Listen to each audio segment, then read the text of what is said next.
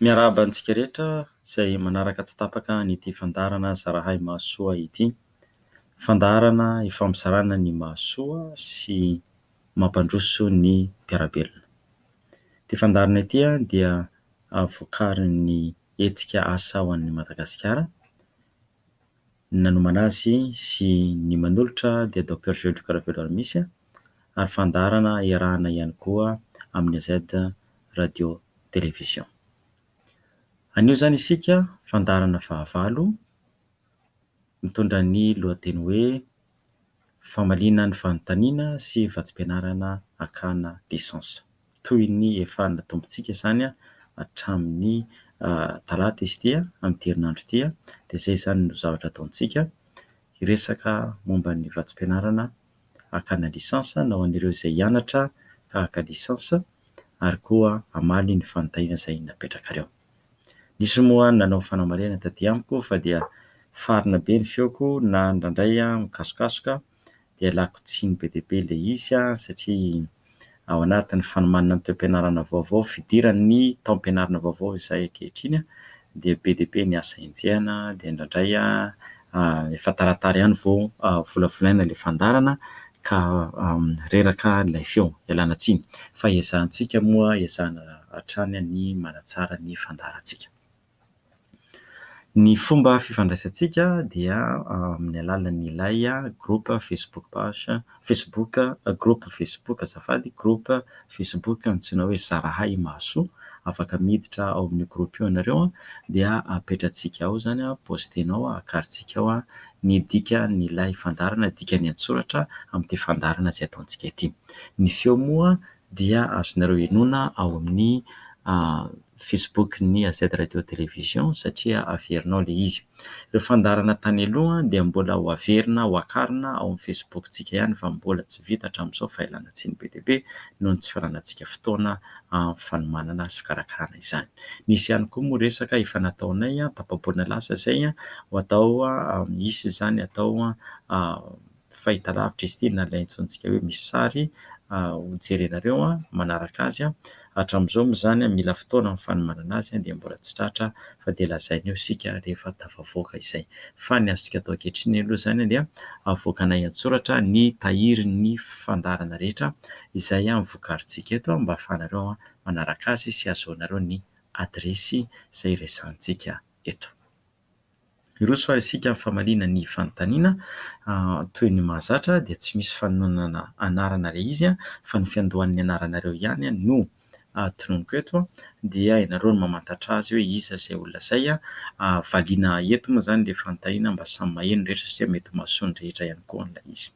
Misy izany an'ity olona ny anarana entiny dia CTT mba tononoko ilay farany dia hoe tambanivohitra, manontany izy hoe za zany dia azo vatsim-pianarana hanaovana doctorat dia inona no tokony atao amin'izay. Amin'ity herinandro ity aloha izany isika tsy miresaka doctorat mihitsy fa amin'ny herinandro manaraka no hanao an'izay ny maîtrise doctorat, fa kosa azonao atao mijery ny fandarana fahaefatra sy fahadimy izay novokarina, jereo ao amin'ilay groupe Facebook fa ao no misy tsipiriany ny dingana arahana amin'ny fangatahana vatsim-pianarana.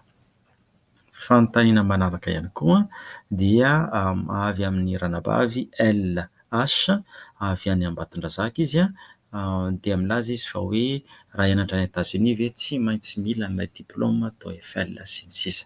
Eny tompoko, tsy any Etazonia irery fa hianatra amin'ny firenena mampiasa ny teny anglisy dia tsy maintsy manao an'ilay fitsapahana ny fahalalana teny anglisy, fanadinana antsoina TOEFL, dia arakaraky ny isa azonao izany no naoty azonao izany no anekena na tsy anekena ny fangatahanao. Hiresaka manokana ny TOEFL koa isika manaraka, lazaina amintsika miandarana eto ny fotoana hanaovana an'izay, fa tsy ho resahako androany fa dia hisy fandarana manokana ho ataontsika momba an'io aoriana kely eo. Fanontaniana indray avy amin'ny olona anankiray mitondra ny anarana hoe PR, miteny izy hoe inona ka no atao raha hangataka vatsim-pianarana any ivelany, dia midira ao amin'ny groupe Facebook Zarahay Mahasoa dia jereo avokoa ireo fandarana efa natolotra tamin'ny lasa. Ao izy nataontsika an-tsoratra sy PDF. Ny tena hoe singanina angamba dia hoe ny fandarana voalohany fandarana faharoa, fandarana fahadimy misy tsipiriany momba an'izay. Fanontaniana manaraka ihany koa dia avy amin'ny olona mitondra ny anarana hoe OM dia io olona io zany dia manontany hoe azo atao ve ozy misy ve ny vatsim-pianarana mianatra asa dia avy eo tonga dia miasa any ivelany. Misy ve ny vatsim-pianarana mianatra asa dia miasa any ivelany droit ny fianarana nataoko fa efa manana maîtrise ahako. Misy io fianarana io fa ilay hoe miasa any ivelany mantsy samihafa ny hoe mianatra dia avy eo miasa, miankina amin'ny lalàna an'ilay firenena no ahafahana mipetraka aty ivelany. Hoe misy fianarana tonga dia mitohy amin'ny asa satria miankina amin'ilay orinasa izay karakara ny taratasy azahoanao mipetraka na ilay antsoina hoe visa izany. Angamba ny metimety kokoa ho anareo izay liana amin'io satria betsaka io fanontaniana io dia hanaovantsika fandarina ihany koa izy io amin'ny manaraka. Amin'izao aloha tsy afaka manome daty fa ny lazaiko fotsiny dia hoe jereo eno matetika ny fandarana amin'ny gazety radio televizion eno isan'andro dia eo zany isika no mahalala hoe roviana no hanolorako an'izay fandarana hoe hianatra dia hiasa. Fanontaniana manaraka indray ity fanontaniana ity indray dia avy amin'ny MR mitady vatsim-pianarana ho an'ny Allemagne. Za dia avy any Ambositra ary mitady vatsim-pianarana ho an'ny Allemagne. Efa nisy fotoana ny fampiresantsika fa mbola tsy tafavoakako ilay lisitra fa karakaraina ilay izy dia ho avoaka amintsika eto fa dia tohizo foana ny fienoan'ny fandarana fa aza miandry an'izay nefany fa azonao atao mijery ny fandaharana nataontsika fandarana fahadimy voatonona matetika ny fandarana fahadimy sy fandarana voalohany. Misy fahalalana fototra io azonao iangana amin'ny fitadiavana vatsim-pianarana. Manaraka dia avy amin'ny olona mitondra ny anarana hoe LR dia raha tsy diso ny zavatra lazainy eto dia nianatra tany amin'ny Sainte Famille Mahamasina zany io olona io dia milaza izy fa hoe tsy mba afaka nanaraka an'ilay conférence fa inona re ny torohevitra azonao omena. Ny torohevitra tsotra indrindra azoko omena dia mijery ao amin'ny Facebook group ianareo Zarahay Mahasoa dia ao misy ny antsipirian'ny toromarika rehetra izay efa nomena, izany hoe jereo daholo ny fandarana efa natao ary misy tahirin-kevitra napetrantsika ao. Tahaka an'izay ihany koa ny fangatahana avy amin'ny LN izay nangataka fanazavana ny amin'ny tokony atao raha mila vatsim-pianarana dia mijery ao amin'ny Facebook page izany Facebook group azafady Zarahay Mahasoa misy ny toromarika. Ny anankiray indray dia misy an'ity olona LDR raha tsy diso efa novaliako izy ity fa mbola miverina ety ihany hoe mitady vatsim-pianarana hianatra aty États-Unis efa manana lisansa dia miverina isika eno ny fandarana. Jereo ny tahirin-kevitra fandarana voalohany, fandarana fahaefatra, fandarana fahadimy misy torohevitra ny amin'ny fomba fitadiavana vatsim-pianarana izany. Misy ihany koa olona izay mangataka fanazavana aty amiko. Izay olona izay dia mitondra ny anarana hoe MJ hoe mba azontsika atao amin'ny faritra Velahetsika.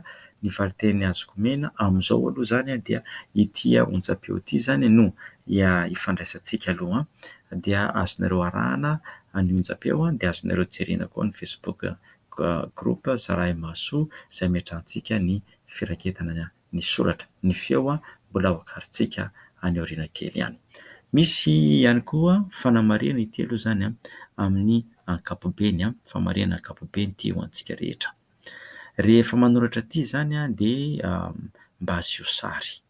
Sarotra be ny tsy hita ilay sarin'ilay olona raha miditra amin'ny Facebook group ianareo dia hitanareo ao ny sariko. Faharoa rehefa mametraka fanontaniana koa ianao dia mahasoa raha ohatra ka avelanao valiana ilay fanontaniana.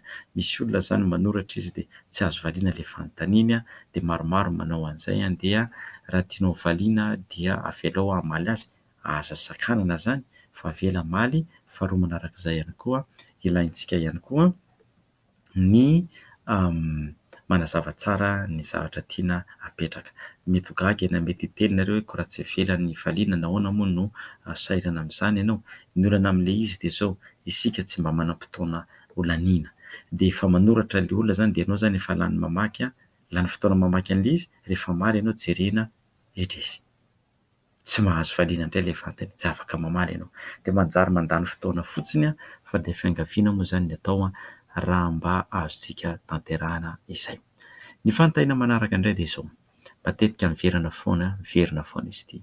Mitady vatsim-pianarana ahako fa mbola tsy nahazo baka fa terminal, izany hoe kilasy famaranana taona farany amin'ity. Mahazo mangataka ve ramose?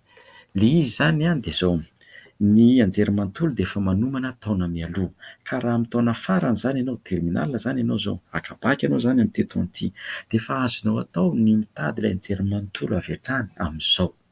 Amin'ilay anao kilasy terminaly iny, taona famaranana izany, dia manoratra ny amin'ilay anjerimanontolo izay anaovanao fangatahana, manazava ny mombanao fa avelan'ny zareo mangataka ianao fa misy fepetra izany, misy fepetra apetrany, izany hoe rehefa azo afaka baka sy rehefa feno izany ny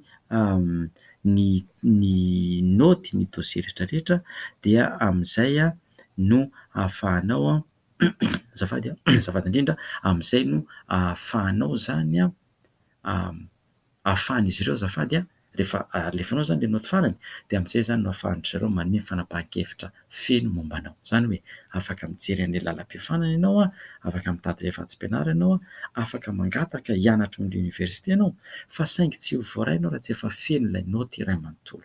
Inona moa ilay naotin'ny baka izany?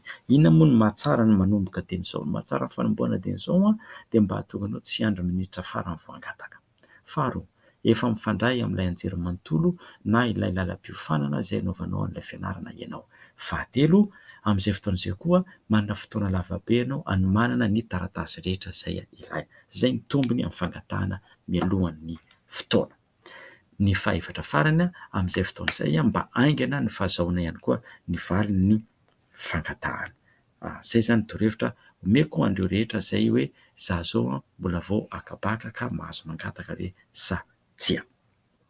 Misy ihany koa ity izany afatra avy amin'ny RAB efa nivaliko teto izy ity omaly dia izy izany ilay mitady ilay hianatra ny administration hospitalière, dia araka ny filazana eto dia eto am-piangonanao mihitsy izao amin'ny AZ radio, mahafinaritra mahalala fa misy mihaino izany ny tena, dia misaotra ny famaliana ny fanontaniana, iriko ny hahazoana vatsim-pianarana mba hahazoana andeha misaotra tokoa amin'ny herinandro izany no mahazo mivateny ie amin'ny herinandro izany no valiko no hiresaka bebe kokoa an'ilay hoe vatsim-pianarana ampitain-davitra. Misy io izany vatsim-pianarana amin'ny sekoly ampitain-davitra anaovana lisansa, dia misy anaovana maîtrise, ary misy ihany koa anaovana doctorat. Fanontaniana manaraka avy amin'ny olona antsoina hoe MA. Salama tompoko, mba hoviana ny misy fiverenany nihetsika teny amin'ny Bavety teny Antaninarenina iny, mba liana amin'iny izaho misaotra indrindra. Amin'izao aloha izany dia mieritreritra isika amin'ny volana Desambra, fa mbola tsy raikitra fa dia eritreritra. Io moa mikarakara azy io mila vola, mila fikarakarana.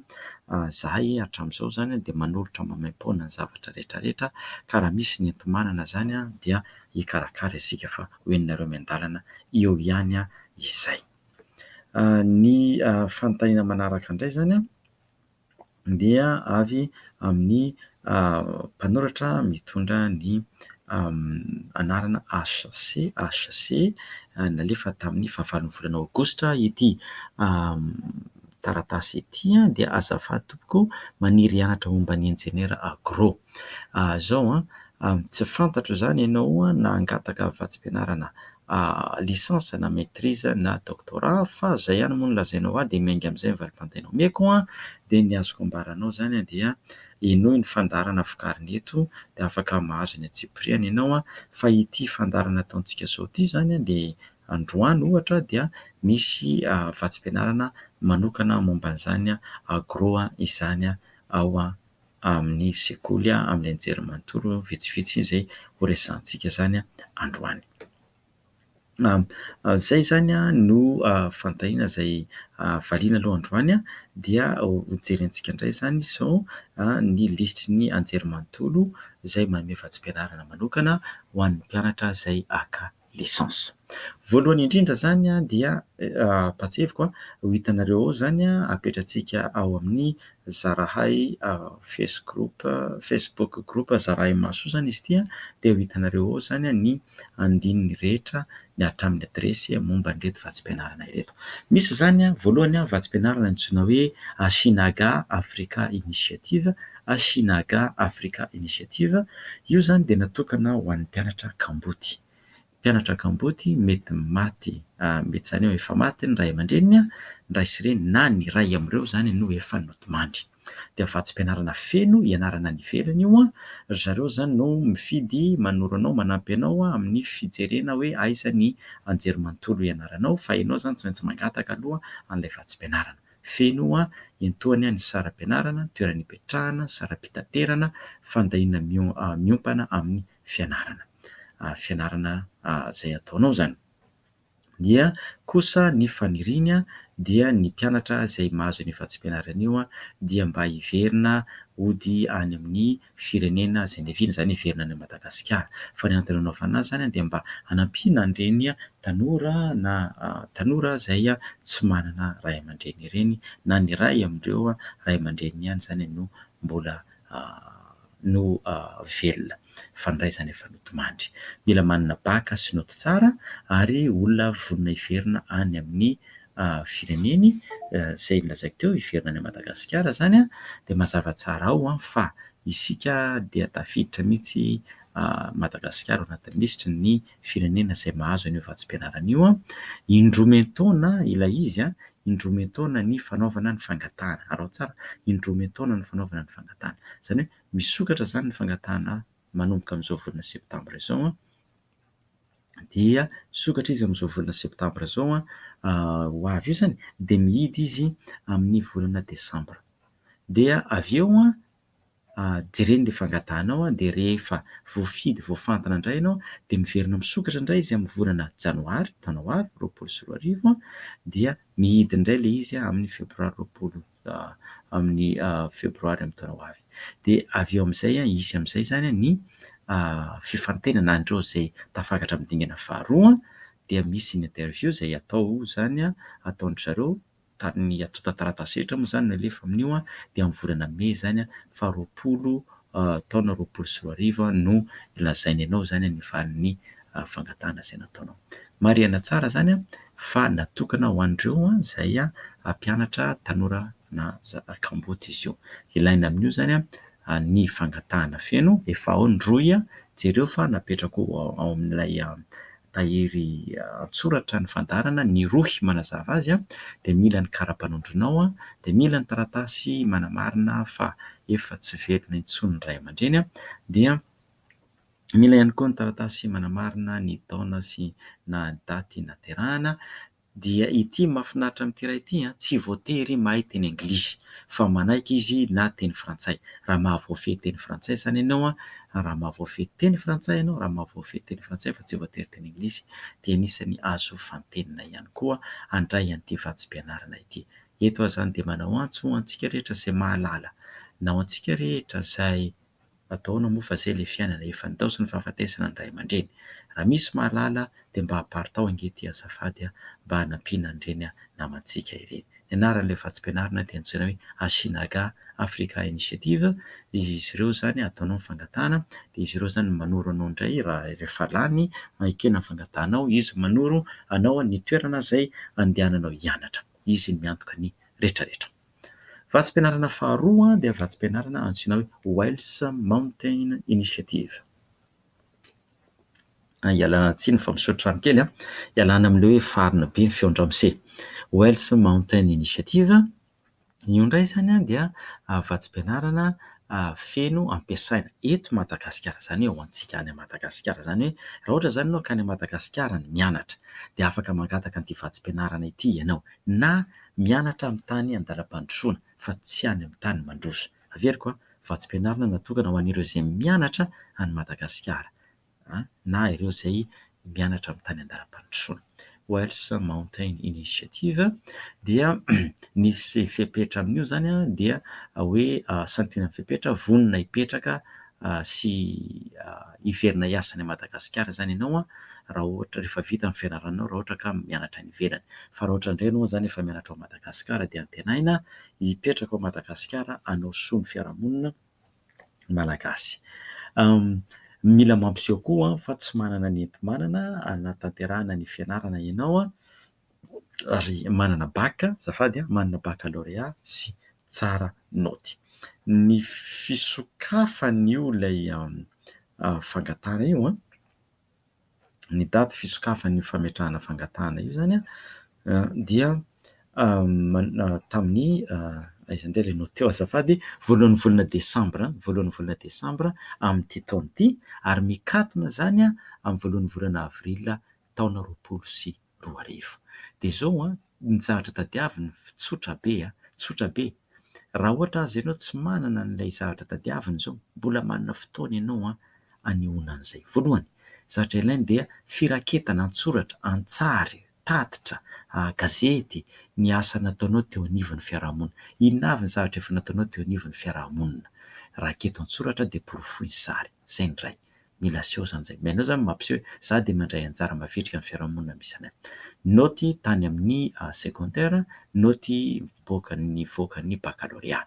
Dia eto koa zany lazainy taratasy milaza avy amin'olona mahafantatra anao, milaza hoe izy ianao, manao toetranao, maninona ianao no tokony mena an'izay vatsim-pianarana izay. Ireo zany taratasy ilainy dia asoratana amin'ny teny anglisy ireo rehetrarehetra ireo. Ireo zany santionany taratasy ilainy.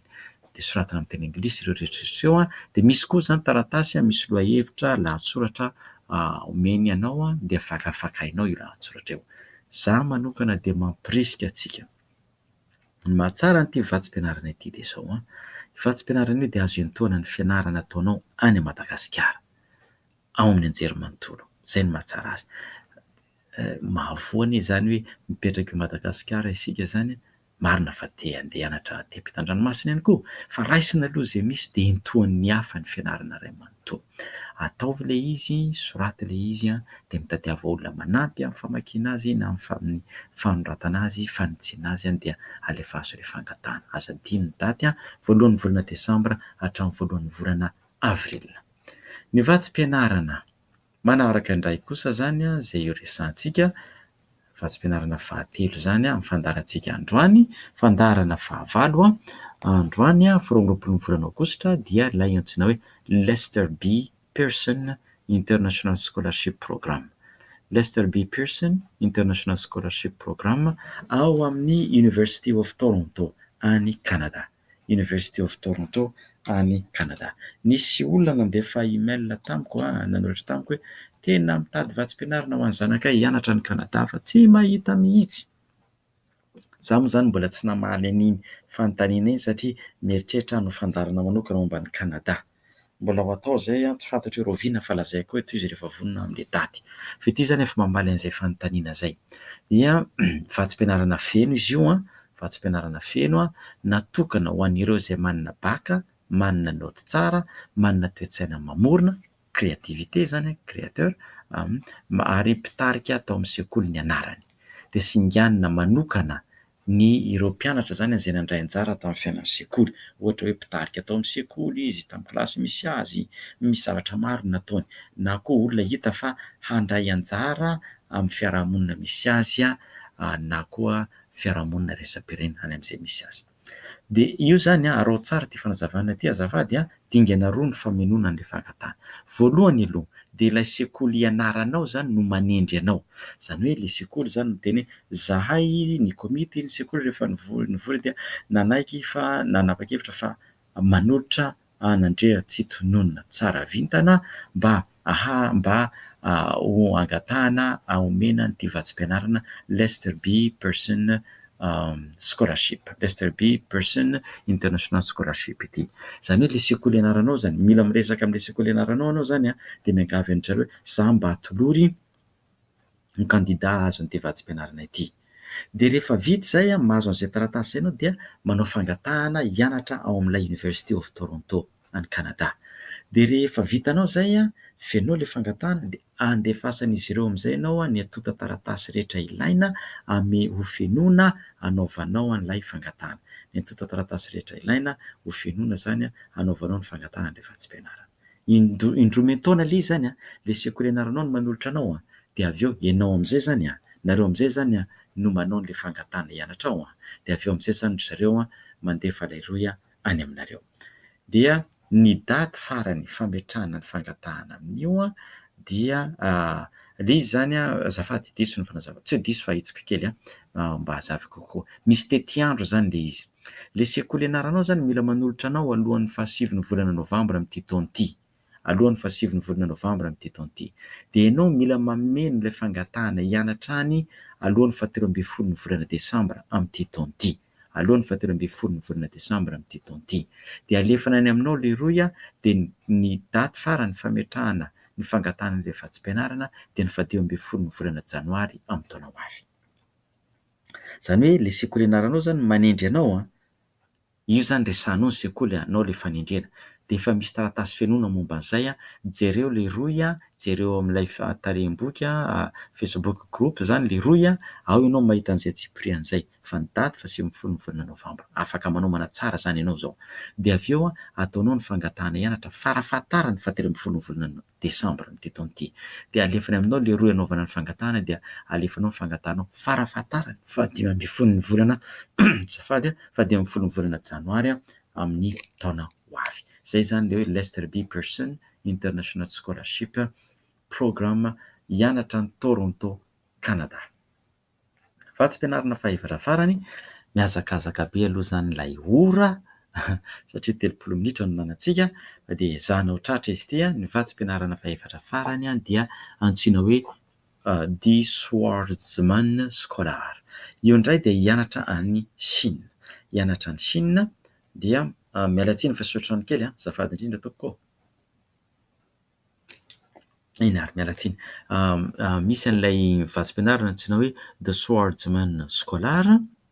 Io zany hianatra any Chine. Io zany vatsim-pianarana tsy ataon'ny fanjakana io teto amintsika mantsy nisy an'ilay vatsim-pianarana rehefa tany Chine dia ohatra ny tao tantara be tsy manatsala. Tsy hita hoe nakaiza zany le fiantohanan'ilay mpianatra.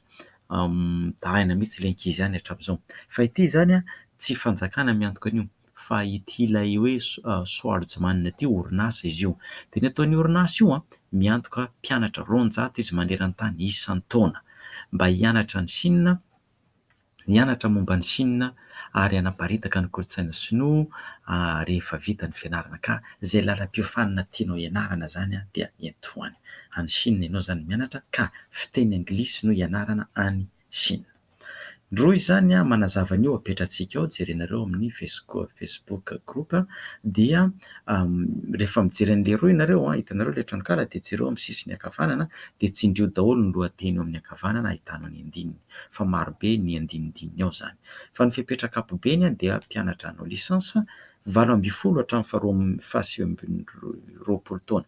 20 eo anelanelany 20 sy eo amin'ny 20 taona ihany no mahazo mangataka mahay ny fiteny anglisy ary zany hoe misy fepetra mila mahazo an'ilay hoe noty ilaina amin'ny TOEFL. Io moa zany ho anaovantsika resaka manokana mihitsy io TOEFL io anaovantsika fandarana manokana. Ho lazaiko anareo le izy anaovana an'izay eto zany mieritreritra ho ataontsika tety andro ireo zany.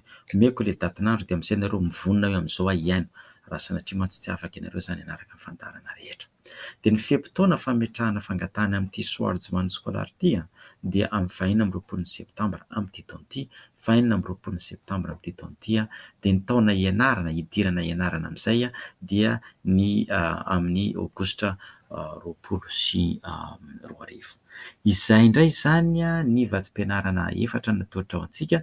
Ireo rehetra ireo dia natolotra ho an'ireo izay haka lisansa. Ireo rehetra ireo dia natolotra ho an'ireo izay haka lisansa. Fitiniko ilay izy Asinaga Africa Initiative dia afaka mianatra amin'ny firenena amin'ny teny frantsay ianao na amin'ny teny anglisy. Teny frantsay na amin'ny teny anglisy.